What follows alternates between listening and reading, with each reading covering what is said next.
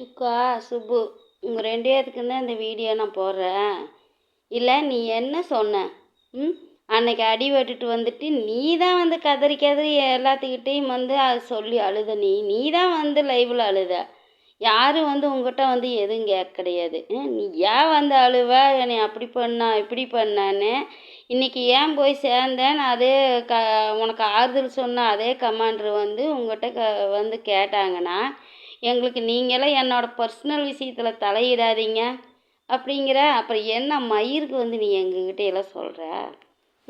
உன்னை வந்து கேட்டாங்களா யாராச்சும்? உனக்கு அவளை விட்டு நீ வரமாட்டேன்னு எல்லாத்துக்குமே தெரியும். ஆனால் நீ என்னத்துக்கு வர்ற முதல்ல? வந்து எங்ககிட்ட எல்லாம் நீ வந்து சொல்லுவ. நான்லாம் உன்னை சப்ஸ்கிரைபே பண்ணி வைக்கலையே, ஆனால் பார்ப்பேன் நீ என்னென்ன பேசுகிறேங்கிறத பார்ப்பேன் நான். பார்த்தங்காட்டிக்கு தான் உங்கள்கிட்ட பேச முடியுது. இங்கே பாரு, இனிமே வந்து உனக்கு சப்போர்ட் பண்ணுறவங்க மேலே சத்தியம் பண்ணி அவங்களோட சேர மாட்டேங்க. அந்த மியா பொண்ணு என்ன பண்ணுச்சு? அந்த பொண்ணு மேலே போய் சத்தியம் பண்ணுறியா? அதெல்லாம் கல்யாணம் பண்ணி வாழ்கிற பொண்ணு இல்லையா? அது மேலே போய் சத்தியம் பண்ணுற. உனக்கெல்லாம் அறிவு இருக்கா கொஞ்சமாவது? உனக்கு சத்தியம் பண்ணோன்னா நீ உன் தலையில் அடித்து சத்தியம் பண்ணு, இல்லைன்னா அந்த கருப்பி தலையில் அடித்து சத்தியம் பண்ணு. எதுக்கு நீ தேவையில்லாத அடுத்தவங்க மேலையில் சத்தியம் பண்ணிட்டு இருக்கிறேன்? இங்கே பாருங்க, யாராக இருந்தாலும் சரி, அவங்களுக்கு பணம் போடாதீங்க. எதுக்குங்க பணம் போடுறீங்க? அவங்கெல்லாம் என்ன கஷ்டப்பட்டுக்கிட்டா இருக்கிறாங்க? நீங்கள் உண்மையாக உதவணும்னு நினச்சி செய்கிறீங்கன்னா அது முடியாதவங்களுக்கு செய்யுங்க, உங்களுக்கு புண்ணியம் வரும். இவனுக்கெல்லாம் என்ன சம்பளம் வராமல் இருக்குதா? அவளுக்கு சம்பளம் வராது இருக்குதா? இல்லை அவங்க பொண்டாட்டிக்கு சம்பளம் வராது இருக்குதா? எதுக்கு எல்லோரும் பணம் போடுறீங்க? பணம் போடாதீங்க, தயவு செஞ்சு பணம் போடாதீங்க. முடியாதவங்களுக்கு போய் செய்யுங்க. அதை விட்டுட்டு இவங்களுக்கெல்லாம் செஞ்சீங்கன்னா உங்களுக்கு பாவம் தாங்க பிடிக்கும். பணம் போடாதீங்க, அவனுக்கு சப்போர்ட் பண்ணாதீங்க. அவன் மண்டை உடச்சிட்டு வந்தாலும் சரி, என்ன பண்ணிட்டு வந்தாலும் சரி, சப்போர்ட் பண்ணாதீங்க. அவனெல்லாம் அவளை விட்டு வரமாட்டான். செத்தாலும் அவள் காலடியில் தான் சாவான். அவளை விட்டெல்லாம் வரமாட்டான். இல்லை, வீடு கசகசன்னு இருக்குது, எலிப்புழக்க வாசடிக்குது, மெத்த சரியில்லை. அந்த வீடு நீ ஓம் பொண்டாட்டி தானே, ஓம் பசங்க தானே அங்கே இருக்கிறாங்க, ஓம் பேரன் தானே அங்கே இருக்கிற. நீ தானே அந்த வீட்டுக்கு எல்லாம் வாங்கி போடணும், எல்லாம் பண்ணணும். உன் பொண்டாட்டி எல்லாம் வாங்கி உனக்கு போட்டு வச்சு வாங்கன்னு சொல்லி உனக்கு கூப்பிடுவாங்களா? உன் வீட்டுக்கு வேணுங்கிறத நீ தான் வாங்கணும். அதை விட்டுட்டு உன் பொண்டாட்டி அத்தனை குறை சொல்கிற.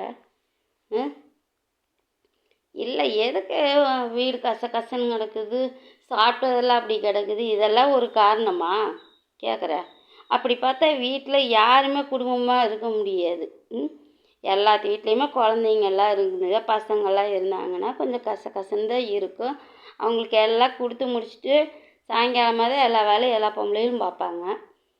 காலையிலேயே எல்லாம் சுத்தம் பண்ணி வச்சுட்டு உட்காந்துருக்க முடியுமா? நீ என்ன அப்பாட்டி மாரி நினச்சிக்கிட்டியா? அவளுக்கு தான் வேலை இல்லை. பசங்க 2ஐயும் கொண்டு எங்கேயோ ஹாஸ்டலில் விட்டுட்டா. அதுக்கு 2 எங்கேயோ போய் கஷ்டப்படுது அந்த குழந்தைங்க.